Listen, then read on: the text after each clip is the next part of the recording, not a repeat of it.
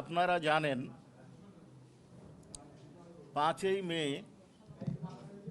2013 সালে অরাজনৈতিক ধর্মীয় সংগঠন হেফাজতে ইসলামের নেতাকর্মীদের উপর যে নৃশংসতা ও গণহত্যা চালানো হয়েছিল সেই অভিযোগের ভিত্তিতে আন্তর্জাতিক অপরাধ ট্রাইব্যুনালের তদন্ত সংস্থা 41 ব্যক্তির বিরুদ্ধে তদন্ত প্রতিবেদন দাখিল করলে মাননীয় আন্তর্জাতিক অপরাধ ট্রাইব্যুনাল 2-এর চেয়ারম্যান জনাব নজরুল ইসলাম চৌধুরী এবং অন্য দুইজনের উপস্থিতিতে গত 27/7/26 খ্রিস্টাব্দে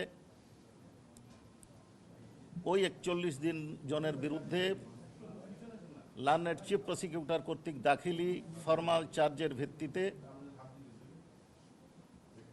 গণহত্যা সহ অন্যান্য অভিযোগে আন্তর্জাতিক অপরাধ ট্রাইব্যুনাল 2 এই মামলাটি আমলে গ্রহণ করেন এবং সকল 41 জন আসামির বিরুদ্ধেই গ্রেপ্তারি পরোয়ানা জারি করেন।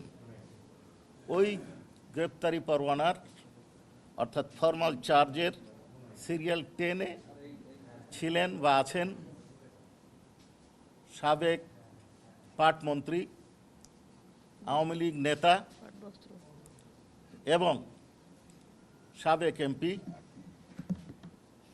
জনাব আব্দুল লতিফ সিদ্দিকী সাহেব, এবং তাকে আজকে এই গ্রেপ্তারি পরোয়ানা মূলে আইনশৃঙ্খলা বাহিনী গ্রেপ্তার করে অনারেবল ট্রাইব্যুনালে হাজির করেছেন। অনারেবল ট্রাইব্যুনালে হাজির করার পর অনারেবল ট্রাইব্যুনালের থ্রি বেঞ্চ জাজ আমাদের বক্তব্য শুনেছেন। আসামি পক্ষে যেহেতু কোনো জামিনের আবেদন ছিল না, তখন আমাদের আবেদন মোতাবেক এবং কগনিজেন্স অনুযায়ী তাকে কাস্টডিতে নেওয়া হয়েছে এবং জেল হাজতে প্রেরণ করা হয়েছে। এখন আপনারা প্রশ্ন করতে পারেন যে তার বিরুদ্ধে অভিযোগটা কি। AKS অর্জন করলো গিনেস ওয়ার্ল্ড রেকর্ডস। AKS এই সমাবেশকে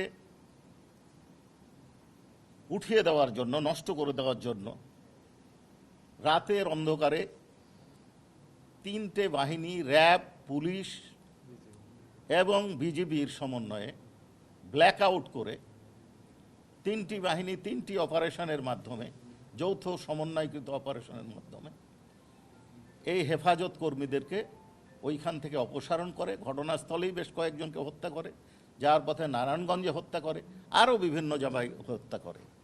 এই বিষয়টি নিয়ে সন্ধ্যার বিকালবেলায় সেই দিন আওয়ামী লীগের তৎকালীন সাধারণ সম্পাদক মরহুম আশরাফুল ইসলাম আওয়ামী লীগের সভানেত্রীর ধানমন্ডির কার্যালয়ে পূর্ব পরিকল্পনা মোতাবেক তৎকালীন প্রভাবশালী নেতা এবং নীতি নির্ধারণ পর্যায়ে যারা ছিলেন তাদেরকে নিয়ে একটা বৈঠক করেন।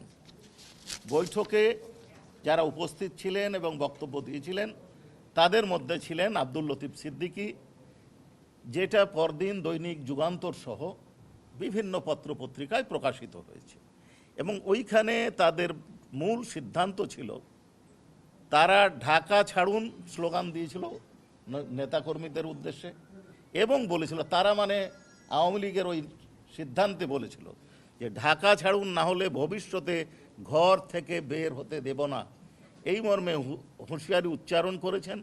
তারপরে যখন হেফাজতের কর্মীরা নিরস্ত্র অবস্থায় তাদের অবস্থান করছিলেন, তখন এরা এই লতিফ সিদ্দিকী সহ গণভবনে যে তৎকালীন প্রধানমন্ত্রী এবং এই মামলার 1 নম্বর অভিযুক্তকে বিষয়টি অবহিত করেন এবং তারই ফলশ্রুতিতে পরবর্তী 3টে বাহিনীর সমন্বয়ে ব্ল্যাক আউট করে এই নিরীহ নিরস্ত্র ছাত্র জনতার, মাদ্রাসা ছাত্র, তার সাথে দেশের যে আপামর জনতার একাংশ যোগ দিয়েছিল তাদেরকে গুলি করা হয়েছিল। এই মর্মে 61 জনকে হত্যার আমরা তথ্য পেয়েছি এবং তারই অভিযোগে অনারেবল ট্রাইব্যুনাল কগনিজেন্স নিয়েছিলেন এবং তাই ওয়ারেন্ট এক্সিকিউশন করে আজকে তাকে নিয়ে আসা হলে জেল হাজতে প্রেরণের আদেশ দেওয়া হয়েছে। বৈঠকে উনি একজন পার্টিসিপেন্ট ছিলেন।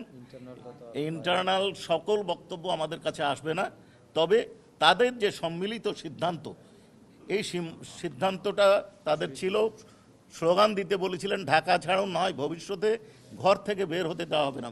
বাকি সিদ্ধান্তটা তারা অর্থাৎ পরামর্শ প্রধানমন্ত্রীকে জানিয়েছিলেন তৎকালীন, এবং সেই প্রধানমন্ত্রীকে তাদের পরামর্শ উস্কানি সিদ্ধান্ত গ্রহণ করে যে নারকীয় নৃশংসটা ঘটনা ঘটিয়েছিল তার পরামর্শদাতা, উস্কানিদাতা এবং সিদ্ধান্তদাতার মধ্যে উনি একজন, এবং এই সিদ্ধান্তের বলেই 61 জন ব্যক্তিকে হত্যা করা হয়।